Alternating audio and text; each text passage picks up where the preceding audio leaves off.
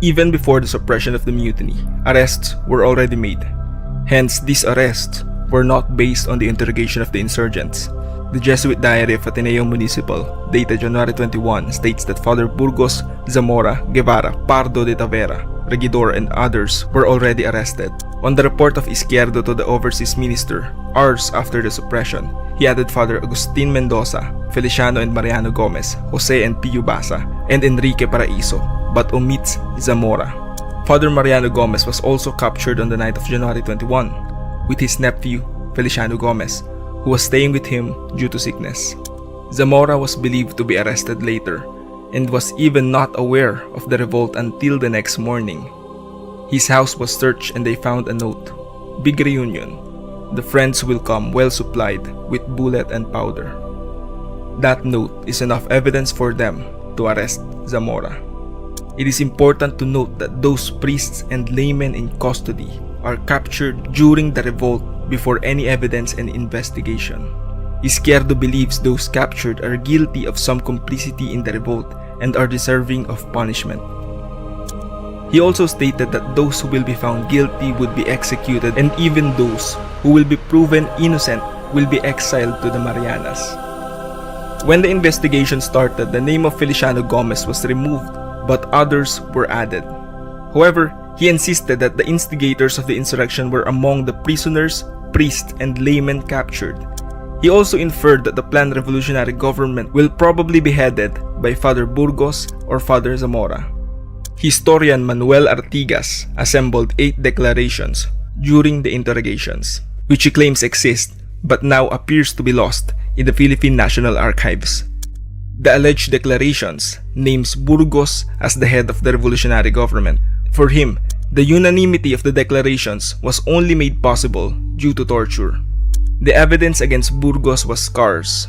The fact that even Bonifacio Octavo points Burgos as a leader of the planned revolt even if he never met him personally. It turns out he only heard all of this through Francisco Zaldúa, the one who supposedly had connections with Burgos. Even La Madrid had no acquaintance with Burgos except through Zaldúa.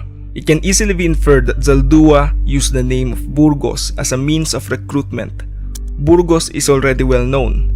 It appears that Zaldúa is the principal recruiter in the revolt, and it is on his word that Zamora and Burgos were implicated by Izquierdo. The anonymous note that Izquierdo received might have come from a soldier like Octavo, a deserter that also heard from Zaldúa that Burgos is the leader.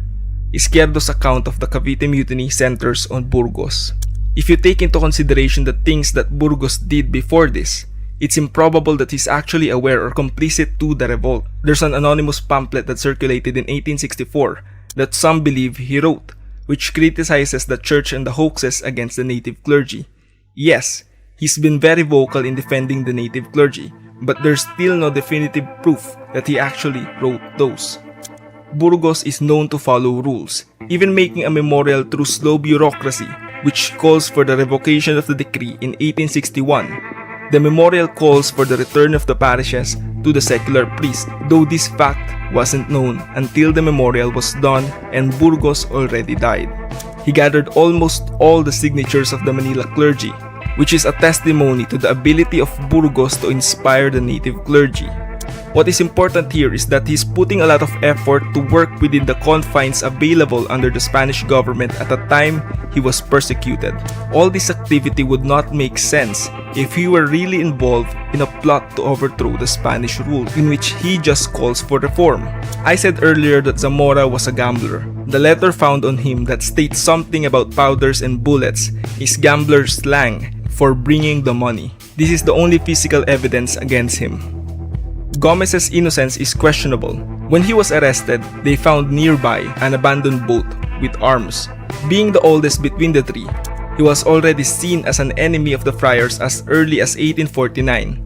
The older generation of seculars view the strategy of the new generation, Burgoses, as admirable, but they are not convinced with the results. On the examination of the signatures gathered on the memorial, the signature of Mariano and his nephew Feliciano was nowhere to be found. This is noteworthy because almost the whole Manila clergy signed. Whether he sympathized or is complicit to the mutiny is still not clear, but if he actually did, it could explain the courage, he had before he was executed. On the research of John Schumacher, he theorized that the three priests were innocent. He speculates that Maximo Inocencio, Crisanto de los Reyes, and Enrique Paraiso were the true masterminds behind the revolt. The three were sentenced to death, but were secretly commuted by Izquierdo for being fellow Masons. They were instead exiled.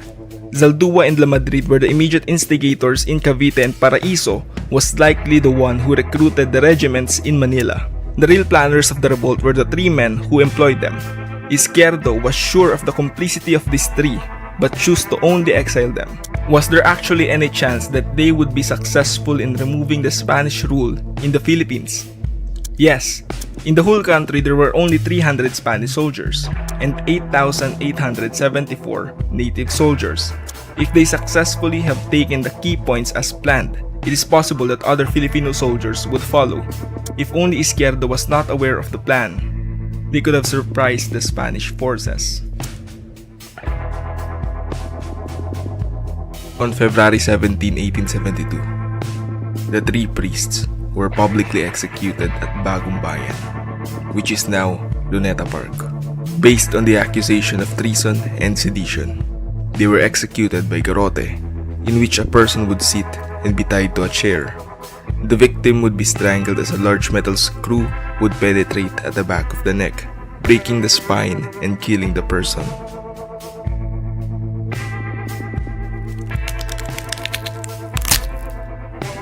Francisco Zaldúa thought that his confession would save his life, and he was promised to be spared if he will speak. He was the first to be executed. Next is Gomez. According to the research of Luis Derry, Gomez said the following to his nephew: "Huwag kang lumuha, anak. Ang tunay na nagmamahal sa lupang tinubuan ay hindi namamatay sa higaan." Gomez received his fate with tranquility and courage, as if he already accepted his fate. He's already old, and he knows he's got nothing more to lose. Sources say that Jacinto Zamora already lost his mind, being disoriented the past days and staring blankly. He died without saying any last words. Burgos cried like a child. He believes he's innocent and he's still young. With an age of 35, he's already achieved so much. He resisted, and a dozen friars surrounded him and pressed him on his seat. Feeling the grip of the tie around his arms, he protested once more of his innocence. "So was Jesus Christ," said one of the friars. Burgos calmed and accepted his fate. The executioner kneeled down and asked for forgiveness. Burgos replied, "I forgive you, my son. Do your duty." It was done. The archbishop sounded all the bells of the church in honor of their deaths. They were buried in an unmarked grave.